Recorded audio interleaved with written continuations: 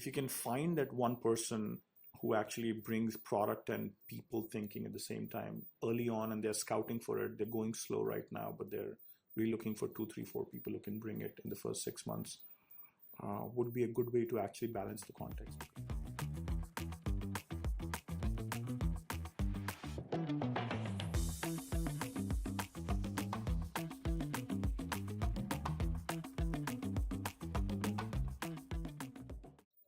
Good morning, Amit. Good morning. A new backdrop for us today, huh? Yeah, it's beautiful Saratoga.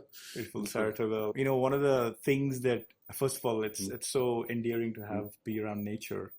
It's so calming, and it also builds culture. You know, one of the things that I was reading recently in an article about how you take your exec team, your offsites to nature because it helps build culture. There's something to it. You know, there's something to that. Hopefully we can actually build our own sort of culture about the podcast as well, being around this. You know, as long as it doesn't rain, you know, I mean, it's going to start to rain here soon enough. But speaking of backdrops, you know, last time we were talking about staying power and runways. So maybe we spend the course of this episode talking about runways and staying power of entrepreneurs as they actually build companies. So a lot has changed in the last 3 years. I mean, as we all know that, you know, we were in a almost zero interest rate era to the point where it's hovering around 5% plus, and every entrepreneur worth their salt is thinking about building companies differently. Maybe a bit slower growth, but more sustainable. And stretching the dollar is an important piece of the puzzle. Having a longer runway. Yeah. You building a new company, and it's in a new decade. The decade is different. What are your thoughts on what it means to stretch the dollar and have a longer runway? Yeah, so my experience building ThoughtSpot has been that we've found the most amazingly talented people around the world. We have a bunch of offices in India in 3 different cities, and we sourced a lot of talent from Belarus as well, and they were some of the most amazing people. And as an entrepreneur, one of the things that is your job is to find the underappreciated talent. Mm-hmm. And in some ways, you're playing that Moneyball game of how do you find the highest leverage with your dollar in terms of finding the talent that hasn't been tapped yet. Mm-hmm. But at the same time, a lot of times the leverage comes from not going after talent that everybody is going after and is already well established, but finding it in a form that is not quite ready for everyone to get value out of that talent, but you find a special way of getting value. I know you speak of form and structure. Yeah. It's in maybe a raw form, but amazing clay that can be really shaped and molded. What were your lessons from the last decade of creating structure out of that form? Yeah, so for example, one of the common problems when we were building our team in Bangalore was that as young people leave college and there's so much ahead of them, and they're looking for a super fast path to growth, and that often in the short term looks like job hopping, because once you learn a little bit, there's another employer that's willing to give you a 10% raise, and you bounce from one company to the other. Every year you get 10% raise and life looks good. But what you're missing out is the ability to stay in one place and craft your career and craft your skill set and be even more valuable when you've become an expert at something. And so I think a lot of it actually amounts to testing for EQ more than IQ and thinking for long-term, sort of filtering for long-term thinking. There's actually a very interesting entrepreneur who, of all places, lives in Northwest Bengal, New Jalpaiguri. And he keeps sending me a note every 2 months that there's an engineering college here and I want to hire students from there and give them the opportunity that people will have in bigger cities. And maybe there is something to it. You're right. You know, speaking of long-term greed, I realize, and this is going back to what Jeff Bezos was asking Warren Buffett in one of the interviews, like, you know, your idea is so simple. How come no one else makes money on it? And his answer was very, very, profound. He's like, nobody wants to get rich slow. And it is equally true for talent as well. Yeah. But part of the problem in employers, including us and everybody else, is that we haven't learned to figure out appreciation and what it means to, when we've hired so fast, what it means to really, appreciate people and figure out how to give them regular feedback. Yeah. Because we're so busy with a lot of feature building and product building and hustling for the customer. And for a lot of the young talent, I think they also feel like, is this good enough? Are they doing well enough? Is this the place where there'll be appreciation? And it's not just about dollars and cents. It's also the dopamines, the endorphins, the serotonins, anything that really gives you positive ions, to say that, look, I belong here. And at the same time, this is the place where I want to go build my career. How have you guys dealt with appreciation and realize that a lot of the managers in engineering are folks who also need more time to get trained on appreciation, and that has been because the moment you start to go global, you're talking about remote workers, you're talking about people who are probably less attached to the mothership. Yeah. And obviously the big struggle is how do they become part of the same mothership? Yeah. Even though they're remote and they're virtual and they probably might be working from home. How are you thinking about it this time versus the last time? So I think one of the things is that presence makes a big difference. Time zone differences and bridging that makes a big difference. And I think the biggest thing is that when somebody is sitting a few thousand miles away from you, there's already that confirmation bias that they are not part of the mothership and they are getting the work that perhaps nobody else wanted to do at the center of power. And countering that proactively has been very, very important. That there's no distinction between talent here and talent there. And if anything, there's more trust and more willingness to work. And there's a desire to, extend your working hours, be up at night, be up in the morning, travel to make that happen. I think some of this that naturally happens is that people have water cooler talks when they are geolocated, and so information gets passed through medium that is not accessible to others, and that's another big force to sort of counter. And one way we've tried to do this is by being a writing culture, so that all the ideas are actually in documents that anyone can read anywhere asynchronously, and it forces clarity of thinking as well. And then the other thing is, I think rituals and culture and events that's supposed to bring people together matters a lot. So in ThoughtSpot, hackathons were a big part of the culture, and I absolutely love that thing. And part of it was senior leadership, sort of traveling there and spending 2 or 3 days with the team while they're thinking of new things, ideating, bouncing around ideas. Presence, you're saying, is an important piece of this. How do you really, at the end of the day, while things can be virtual and digital and remote, but bringing people together every so often, part of it is also, going and training and enabling people as well.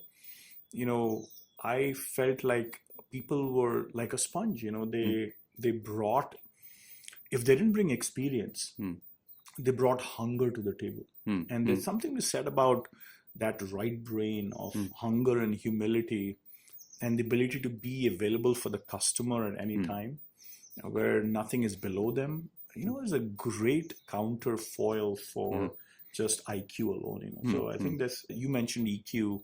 I think there's a lot of EQ out there globally that's available. And how do you go and nurture it is probably the challenge and opportunity of this decade as we look at higher interest rates and such.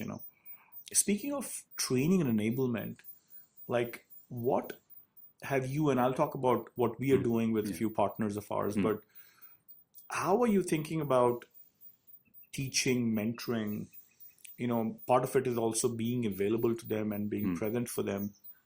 But are there things that are more formal, both from the point of view of learning ahead, and especially as we talk about AI, as we talk about design thinking and so on? What are your thoughts on doing this with your new company? So what I've seen work well is sort of concentrating a lot of things within a small span of time and then spending time together. So sometimes we've done sort of design workshops that are a week long and everybody is together and everything has been organized so that a lot gets done during that week and people get a sense of connection, ideas get iterated over 100 times within a span of a week. And that's when sort of the master apprentice relationship also works out. If you have sort of somebody who's masterful at doing something and somebody else is learning, they're together, so learning from each other. I spend a lot of one-on-one times with specific thought leaders in remote offices as well. I'll tell you what, I think, even though I've always been passionate about a university and a boot camp and such, we still haven't done a great job of saying, okay, for the first 2-3 months, let's not touch them, because they, quickly get involved in customer requirements and going and building stuff and so on. In my first job at Trilogy, we did a really good job of boot camps, and it built amazing camaraderie. We would remember the university. We call it Trilogy University, and I was in a certain batch, and there were like 60, 70 of us who just became really good friends. So there is a whole side effect of conducting a university-like thing, which also postpones a lot of instant gratification. Like, the fact that you just quickly move them into having them develop features and enhance products right away, which anyway might or might not be very good, because you're really testing them out in production when they could be doing a lot of bootcamp work where they're learning about APIs and webhooks and design and performance and reliability and AI. There's so many of these tracks that one could actually do in these 3 months. I feel like now that I speak to you about this consciously, that we have to really slow down some of this stuff and really do boot camps better, and give them 2 to 3 months of runway where they go and learn things that they can then go quickly apply. It's like, how do you go slow right now with talent to really have them go fast later? Where we, as people of more experience, can go walk the hallways of these boot camps as part of this university thinking. The other thing that we've also done, which I think has been good, is really use Upgrad and others like who are partners. So these people coming out of college, who want to come and build user interfaces and things, which is, by the way, the biggest, talent dearth is not just AI, but it's also UI. Every company that I know, their roadmap is bottlenecked on UI engineering. UI, right? And it's not a coincidence that AI and UI are two sides of the same coin. Most of AI will express itself as good UI, because the idea of suggestions and recommendations and natural language translation into APIs and queries and stuff like that, a lot of it is actually UI. So really doing this right, to me, as I said, the more I say this, the more I feel energized about going and working with young people and being able to give them an opportunity to learn before, and you can overdo this too. You can just say, look, they'll just be learning in university and never learn in production. And sometimes a lot of the learning of, test writing and code coverage and, dealing with skirmishes and incidents in cloud and things like that in production actually only happen when you ship code. So it's such a balance, But anything in particular about the US-India corridor that actually is of, enthusiasm of to use, like, are you feeling like you're going to do differently this time? The last time, I know last time you folks went a little late, 2017, 5 years after the company was born. We went 4 years after the company was born, from 2009 to 13, we didn't have an India presence, How are you thinking about this corridor? But now that we have nonstop flights and video is aplenty. We didn't have video 10 years ago, like the way it is today. But do you think you will do it differently this time? So this is a topic actually worth talking about because there's a lot of internal debate going on in my head, right? So one of the problems that I saw at ThoughtSpot was that because we started late, there was so much context built in the Bay Area that it was hard for people starting in Bangalore to have similar amounts of context. And then as a result, they always felt like they needed someone here to help them to build it. So we went at both extremes. We tried doing the way where, majority of the team is here and there are a few people helping over there, in which case they just felt isolated and not empowered. And then we tried the other way where we said, you have complete autonomy. Here's the project. Here's the definition. Just go do it. And in that case, they often got stuck and they needed someone here who felt like a stakeholder in that project to move it forward. Otherwise, they couldn't make progress. And so it took several years to get to a place where there were self-sufficient teams in our remote office and felt like it was not a remote office. Context matters. Yeah. So this time, one approach could be that start right away. But then the advice I'm hearing and my own intuition says that unless I have an understanding of exactly what needs to be built, it would be very hard having a few people in a remote office when I'm sitting here to give them any direction. So what would you do? Yeah. So I think to find a core person who can bring enough of a product/people balance. And I'm not talking about 10 people. I'm talking about 1 or 2 core people who continue to keep the sort of scouting going on for talent. Because you might take 6, 9, 12 months to find the right kind of people, the right college, 1 or 2 feeder schools to go to really have somebody who is like an ambassador for you there. And they're constantly keeping you honest about not overdoing it here, but finding the balance between here and there. I think the first 6 months you find that person who can bring both the product and the people thinking would be brilliant, I think. And it's also a chicken and egg problem. If you don't seed it, you'll constantly push it. I mean, I say this about enterprise selling, I say this about Japan, I say this about many of the things. Whenever you start, it'll still take you 18 months to get it right, for these kind of things, So if you postpone it for another year, it'll take another 18 months from there as well. Just because you have a better feel for what you're doing doesn't mean that you can actually shorten that learning cycle itself, So I think there's something to be said about finding that Goldilocks person who brings an amazingly good balance of product thinking. Maybe even, if you're lucky, you'll find somebody who also has a design appreciation. And I think it does require, I'm trying to think of a distributed systems sort of mentality here. I constantly think of building remote teams as clusters, it's like, how do you build these clusters and what does it mean to not try to achieve strict consistency? Because most things in life won't be that, and if they're supposed to be strictly consistent, you keep them local, and make sure that you're not expecting too much from the network latencies that appear because of clusters being remote. But a lot of things in life can be eventually consistent if you let the chatter go on, and then the chatter is what really creates that eventual consistency. So I believe in actually seeding something early because then you get the mentality of distributed systems.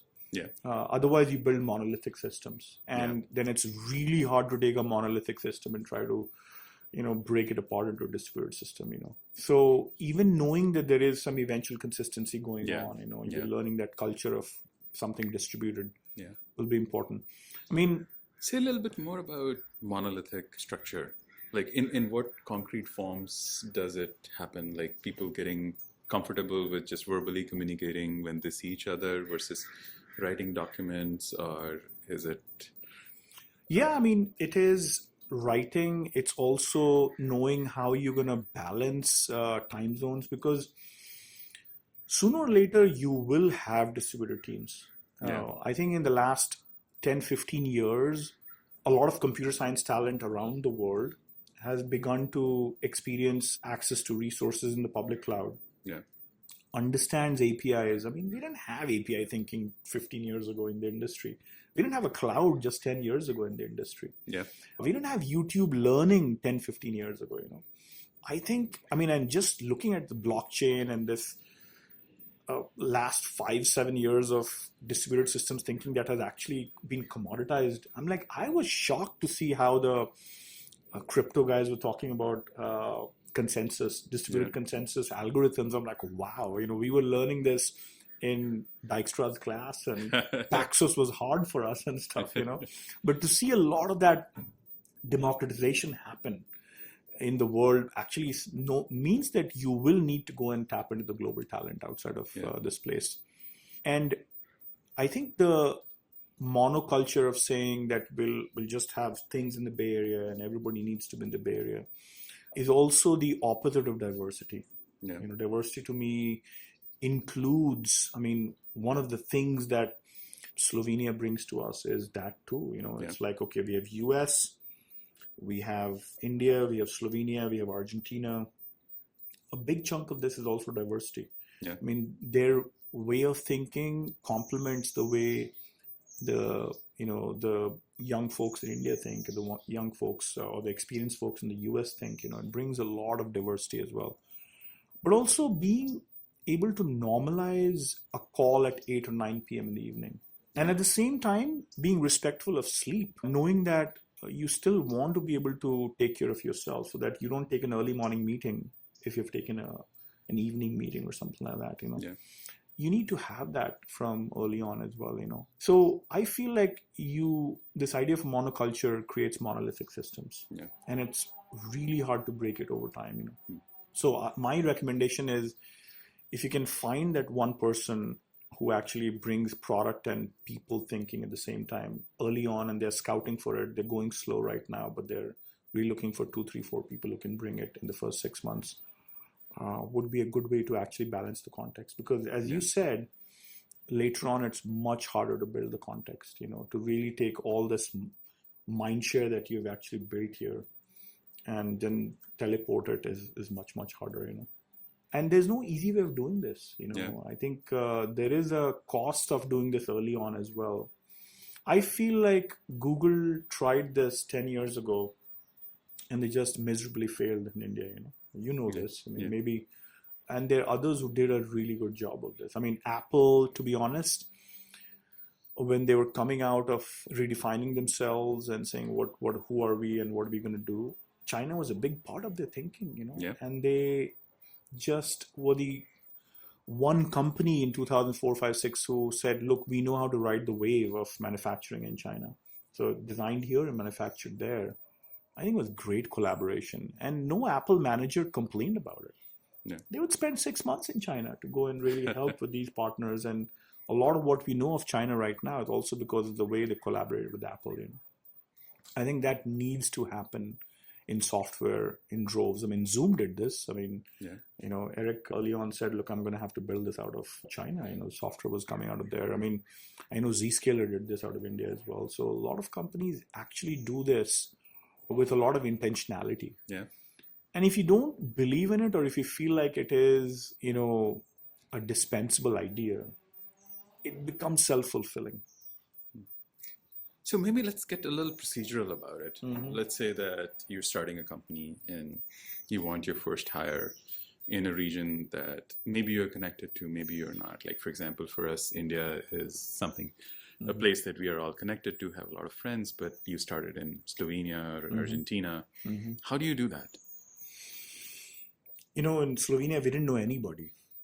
We knew somebody who knew someone. Yeah. And the early LinkedIn search is a founder's problem. Yeah. And if you give up too early, you will give up. Yeah. So that conviction plays a big role. That if I have to crack the code of Slovenia, I will have to crack the code of Slovenia. There's no two ways about it. And it is a founder's problem. You can delegate it. I think like most things in life, you're second degree connected to most of these people. And how did you pick Slovenia? So part of it was the respect for equity. we wanted people who were long-term greedy people. Yeah.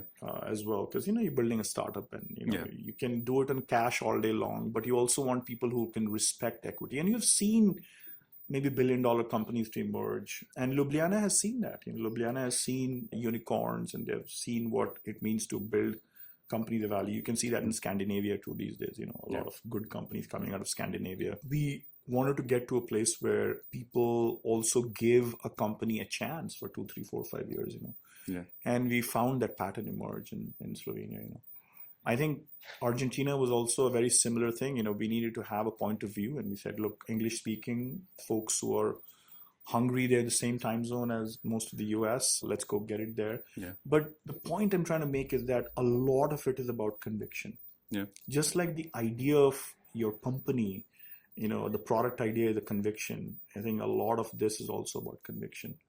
In terms of operationalizing it, it's easier now than it was 3 years ago, because post-COVID, there's a lot of companies that actually can do, EOR, which is employee on record. Yeah. That, in the past, you had to go and create subsidiaries and bank accounts and all sorts of things that are much, much harder. So it's much easier now to create a global workforce than it was just 3 years ago. Yeah. And what do you look for in that first person in a country where you're just getting started for a startup that's not established itself?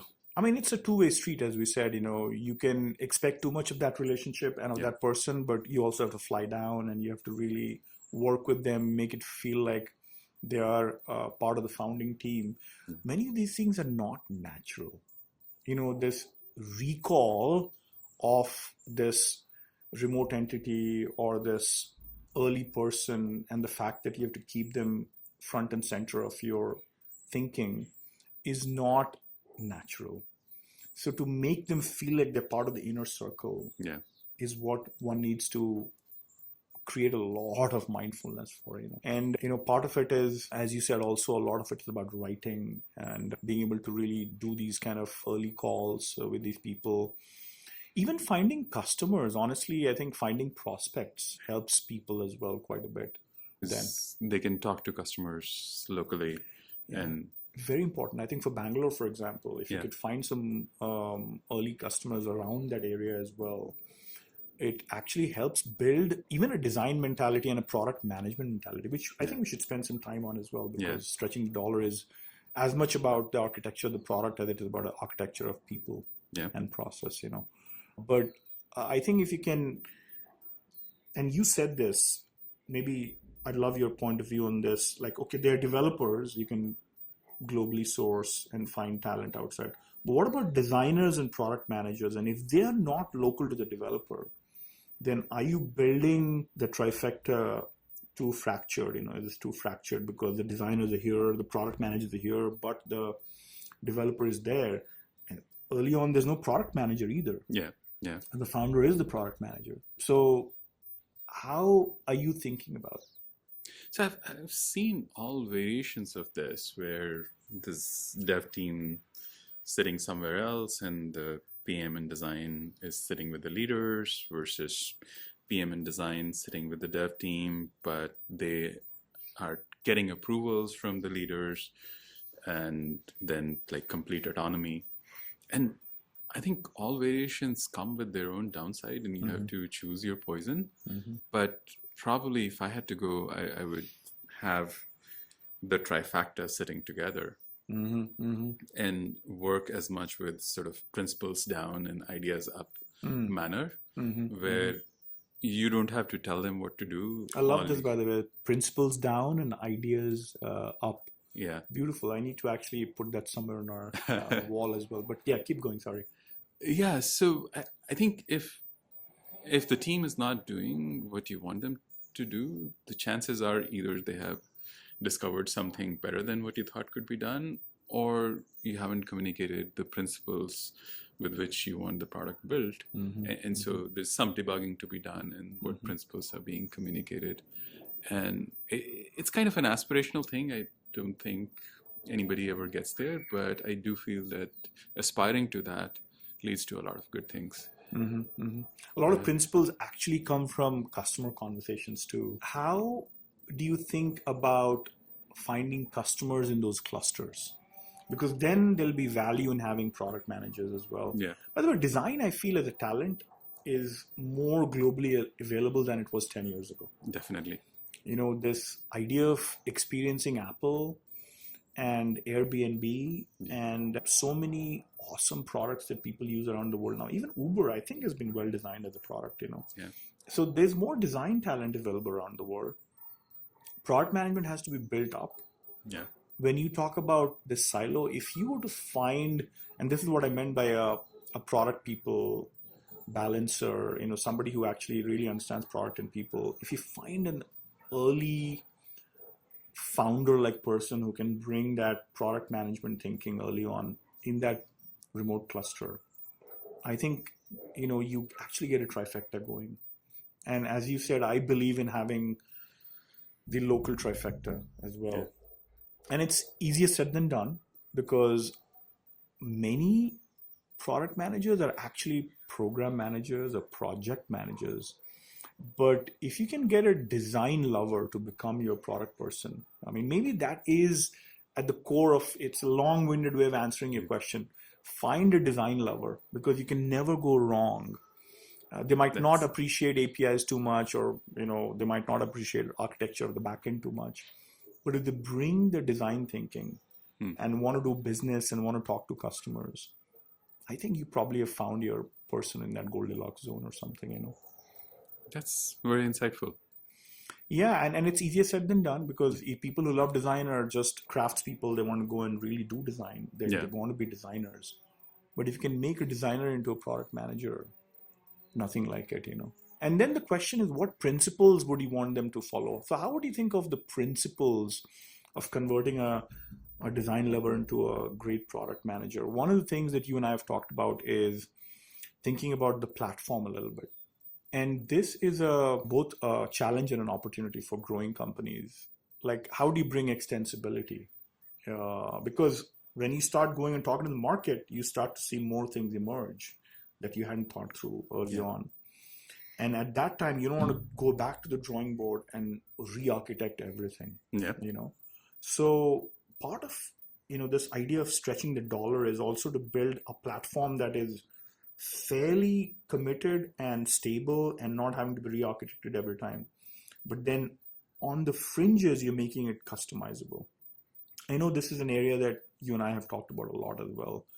What's your thought in the last 10 years of building customizability, extensibility into the platform? And can you get design people to think about that, or product managers to think about that? So you can then start to not just think about pre-sales, post-sales, but also core versus, user space. So I personally have a lot of conviction around this idea that the way you build any product is actually you build a platform underneath it, and then you use that platform to build your product in the same way that, community or your customers could build on top of it. And that produces a lot of goodness, but it's an uphill battle to get it executed because there is substantial cost to be paid ahead of the time. And then you're also in this sort of cyclic dependency between discovery and delivery, where you need to build more to discover more.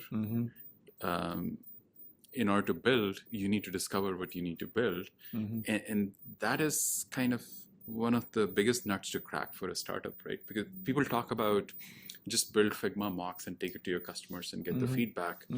And that's good and useful, but the level of feedback that you'll get from a Figma mock is nowhere near the level of feedback that you can get from a functioning app. But once you've built the functioning app, now you're trying to sell it, and then you've committed a lot of features, and now you're stuck in the feature factory, and you never get to build your platform. We talked about Kim Torres's continuous discovery habits last time. Salespeople will come and discover things. And in fact, in a sales contract, they'll actually go and commit to things about the next 6 months as well. this is where I feel like if you didn't have a marketplace thinking, an app store thinking, an extensibility thinking, and robust APIs and webhooks, you will constantly have to go back to the platform and build the mechanisms, as opposed to saying, look, we kind of understand a lot about stretching the platform, not just stretching the dollar, but stretching the platform and being able to extend it in the future. I feel like we've done a fairly good job this time at DevRev than we did at Nutanix. I mean, obviously being in the box was hard. Yeah. Because you couldn't get foreign code to run inside of it, and you couldn't host someone else's, lambdas, or you couldn't have a lot of webhooks going out because you're all within the firewall. You're all this, basically thinking outside the box has become so much truer in multi-cloud and with cloud and so on. So I feel like we are a lot more liberated to think about community than we were ever before. But at the same time, I think, being able to deliver relevant webhooks as news sort of channel and as, messengers of the good and the bad is not something that comes naturally.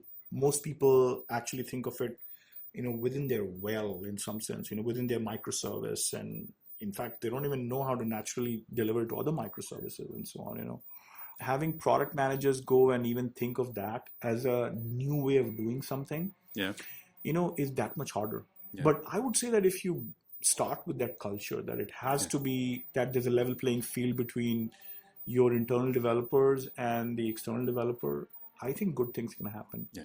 So let's take a step back. So I think what we're talking about is stretching the dollar. Mm-hmm. And one key factor in stretching the dollar is knowing the right things to build. Otherwise, you end up wasting a lot of bandwidth in building the wrong things. Mm-hmm. And what you're proposing is that one way to do that efficiently is to invest a lot in a flexible platform so that you can defer the exact shape of features later on, right? Yeah, I mean, basically you build mechanisms, but you leave policy for later. Yeah. See, because, one of my favorite operating system papers was, I think, written 96, 97, almost 27, 28 years ago, as the Mark operating system. It's the idea of a microkernel. And many of these ideas came out of DEC, but obviously they disbanded the team. A lot of the DEC team ended up at Windows, at Microsoft, and the Windows NT was a microkernel. People, they talk a lot about and against Windows and Microsoft, but I think the brilliance of Microsoft was how they delivered events to the user space and how the ecosystem built on top of it. And therefore, they provided a level playing field to every company that was running on top of Windows to build their apps, whether it's a firewall or a load balancer or a malware detector or a backup software, whatever. Yeah. All these things are built on top of Windows because to Microsoft, it was policy. Yeah. The mechanisms were about delivering the right events coming from network ports or from file system handles and things like that. So I think they did an amazing job of that, which is why it became an ecosystem. Honestly, that's how I feel Apple became Apple. Because the early iPhone with 07 and 08 was okay. I think it was a good box. It was a good device. Yeah. Until somebody jailbroke and actually did something, started doing on top of it, which became an afterthought that, wow, we can build an app store. Yeah. We could open up every little hardware as an API. Yeah, was the brilliance of Apple. And I don't think many of us have learned that. I mean, going back to even IBM Watson, compared to OpenAI, I think the fact that they open up this whole thing with APIs, which is worth 2 cents, I think that's what we as startups also need to, because we all vie for that attention. We all vie for that sort of virality, and it won't come unless you really miniaturize your consumption. I think, and we at DevRev, we are still in that journey, in that path to miniaturize. I think APIs help you miniaturize consumption. Webhooks help you miniaturize consumption. The idea of building a little app on top of your platform helps you miniaturize consumption. I feel like you should think really from day one about how did you miniaturize consumption. This wedge product, the extreme of that is the right API. Like, did you have the littlest way of consuming your product is through that one API or something, I think a lot of product managers have not been taught to think about APIs because that is in the realm of an architect. Yeah. An architect thinks about APIs and webhooks. I know you folks eventually pivoted from a box to a cloud. Yeah. Part of it was going from VMs to containers, and I'm sure that journey is still going on about going from VMs to containers. What could have been done differently in the last 3 years about your own miniaturization at ThoughtSpot? And how do you think about miniaturization in the coming years? So if you look at what ThoughtSpot does, there are two core things at the heart of it. One is taking users' intent and generating the right query for it so that they can get the answer. And the other one is when the answer to that query comes, putting it on screen in the right format with the right controls so that it can be consumed well, right? And both of these are pretty involved processes with a lot of heuristics, a lot of logic. And the query generation piece, in a way, is kind of a trifecta of three things. So user's intent, everything that the person who's modeling the data has said about the data, and then the actual data itself, the shape of the data. And when you say shape of the data, do you mean the schema? Or? Yeah, the schema and sort of the semantics of that data. And so there's naturally a lot of variation in what people want. So for example, most of the time you want to aggregate all the numbers when you're looking at the top line number, but when you're looking at bank balance, you can't aggregate bank balances across the days. So there's a different twist to how you generate query for that. Or sometimes people have different contexts, and when I'm asking this kind of question, then this becomes my fact table, but when I'm asking this other kind of question, this becomes my fact table. And so a lot of what has happened in analytics industry in general is to find these things and build patterns out of that and then turn them into features, and then those features get hard-coded in the product and then customers get to use it. But it always breaks at the edges because the customer just wants a little bit more variation on top of that. So what I've been pushing a lot, my team, is to allow customers the ability to inject code in the query generation process itself. So how do you collaborate with the customer? How do you co-create with the customer? Has never been easy. Yeah. And what was the struggle then? Like, you know that you have to co-create value with the customer. You have to collaborate with them, which is what in many ways App Store did to, developers on top of Apple, or what Microsoft developers did on top of Microsoft. So we all have this in front of us. But what was the struggle? So I think fundamentally, it's a question of conviction. But there are challenges. So one challenge is that how do you, now you're accepting code from customer and putting in your main workflow, how do you make it secure? How do you not make it crash because someone made a silly mistake? That's one challenge. The other challenge is that what product managers are saying, that I know exactly what needs to be built. I can see how competition has built it. I can see sort of the controls that customers are expecting. You're telling me to not do that and instead give them like a Python or JavaScript IDE. How will that work? The customers will never do that. And of course, the answer is that you build the programmability and then use that programmability to build the easy to use features. But that's a longer path, and there's a giant feature backlog, and sales is telling us that we are losing deals because of X, Y, and Z features, and how soon can we deliver? So how do you prioritize this sort of platform thinking where there's so much at stake in the short term? I'm smiling right now because it's this idea of arm's length thinking, which is postponing instant gratification, is equally true for distributed team development. It's because you're thinking arm's length about how would the Bangalore team, the Slovenia team, at arm's length also do things that creates a level playing field between here and there, is no different than this arm's length thinking about if I did this through my own APIs and my own webhooks, even though my own developers are doing it, they're doing it in a way that creates a level playing field for the customer and the community, is not an easy thing. It's the same arm's length thinking that one has to bring about, because if you went for the instant gratification, you'd build a quick feature, which is what a product manager is expecting developers to do right now. But then you basically created even more backlog, even more of this debt that only the three platform kernel developers can now go do, as opposed to 30 more people who could be young folks out of college that are probably your post-sales engineers who are really good at Python and JavaScript. I feel like change needs to begin even with your post-sales engineers. Why go to the community first? First, build a community of 30 people within your company who could be young folks who are building JavaScript and Python stuff that could quickly post-sales do this rather than have to go build it with the 3 people or in the core kernel platform or something.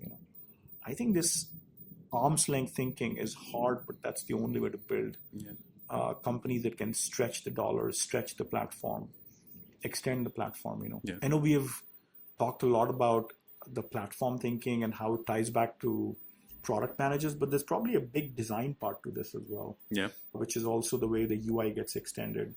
And it's a topic of discussion that we could actually take up the next time.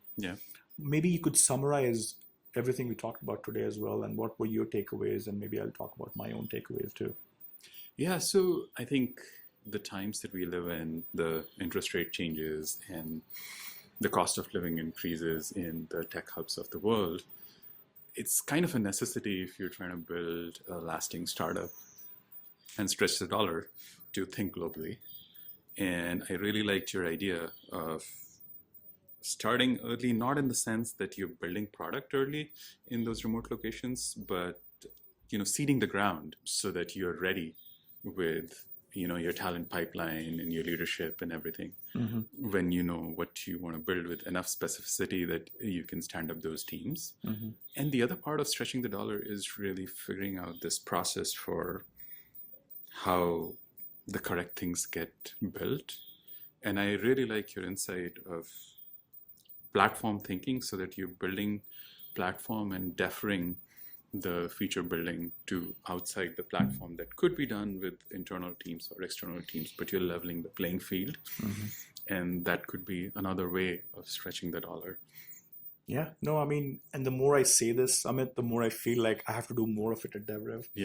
I think we've laid a good foundation for APIs and webhooks, and we've laid a good foundation for what we call our one CRM engineers could do. These young people who we are hiring, and they're going post-sales and helping to bring a lot of the promises that salespeople have made to the customer to do it right, to land it. But we could do more of it. We could do even more of it with even more APIs and webhooks thinking. And to really make it a little bit harder for the platform people to say, hey, consume the APIs and the webhooks to build these features, as if it's user space, not the kernel itself. And the more you forced me to think about the last 30 years, the more it reminded me of Microsoft's success and Apple's success, and everybody who postponed instant gratification actually had a more viral product, because you were able to co-create value and collaborate with the people on the outside, and even on the inside, collaborate between platform people and post-sales engineers, and having post-sales engineers collaborate with the outside community and customers, just has built more conviction for me. Next time we could probably talk about how this extends to UI, and how do you even build this through customizable UI, because you could do a lot of backend and middleware customization and collaboration, but what does it mean to extend this to the user experience is probably another challenge and opportunity, including with AI now, with reinforcement learning, with human feedback. A lot of this will actually become about the UI just as much. So maybe we could leave that for the next episode. That sounds like a fantastic topic for us to study a little bit. And awesome. Thank you, everyone. Thank you.